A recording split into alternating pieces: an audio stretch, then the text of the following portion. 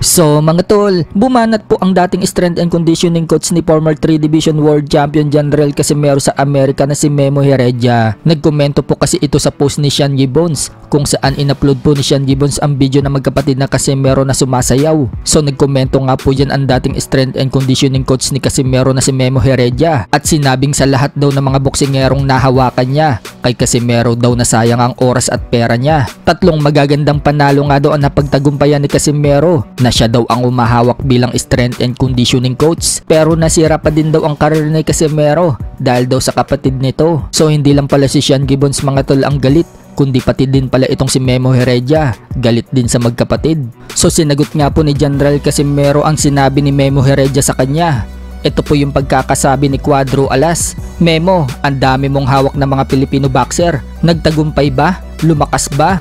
FU. So minura nga po ni Cuadro Alas mga tol itong dating strength and conditioning coach niya. Uwi ka naman po ng mga fans, desisyon na daw yan na magkapatid at wag na daw pakailaman. At kahit hindi na daw lumaban si Casimero, masaya na daw ito sa buhay nila. Pero marami din po ang nanghihinayang kay Casimero dahil malaki daw talaga ang potensyal nito na maging 4 Division World Champion kung nasa pangangalaga pa din daw ito ni Sean Gibbons. Sa ngayon mga tol, wala pa rin pong balita kung kailan makakabalik si Casimero sa itaas ng ring. Gayong wala pa rin po itong promoter. May mga kumakalat nga din pong balita nito lang mga nakalipas na araw. Noong magpunta ang dating promoter ni Casimero na si Masayuki Ito dito sa Pinas, sinabi ni Ito mga tol na ayaw na umano niya pag-usapan si Casimero at hindi na daw niya ito muling papipirmahin ng kontrata. So para naman po sa atin mga tol, kung ano man ang desisyon ni Casimero sa buhay niya, hayaan na lang po natin. Kung sakaling hindi na siya lumaban, malaki naman ang naiambag niya sa Pilipinas, ang pagiging 3 Division World Champion. Lalo pat sinagot na nga din po ni Casimero mga tol ang pinupukol sa kanya. May fans po kasi ang nagkomento sa post niya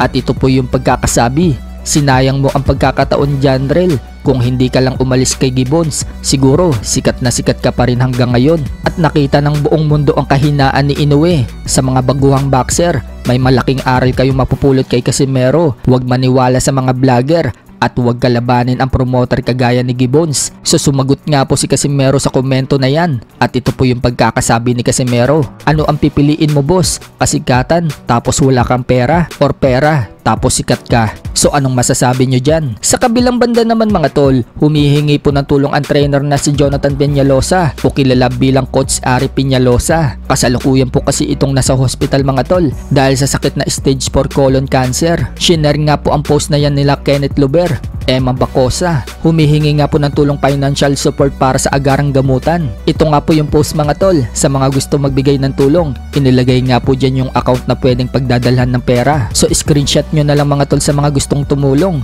Sa mga hindi nakakaalam mga tol, naging trainer po ni Kenneth Luber at Emma Bacosa itong si Coach Ari Peñalosa. Bukod dyan, isa din po si Peñalosa ang naging coach ni Manny Pacquiao noong lumaban si Manny Pacquiao sa Japan kontra dito kay Rukiya Anpo.